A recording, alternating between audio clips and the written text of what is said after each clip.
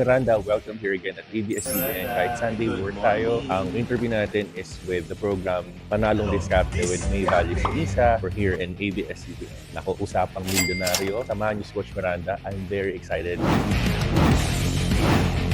Galingan pa sa trabaho para magkaroon ng increase. Subukan natin i-improve yung income generating capacity natin.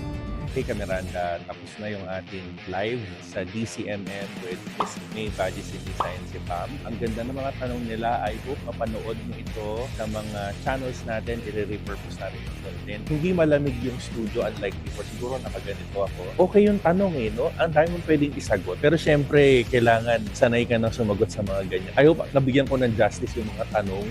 That it's always a new experience for me and nakakataba ng puso naman nasa ABS-CBN ka and more to come, Miranda, ang inyong pambansang wealth crypto coach. Coach Miranda man.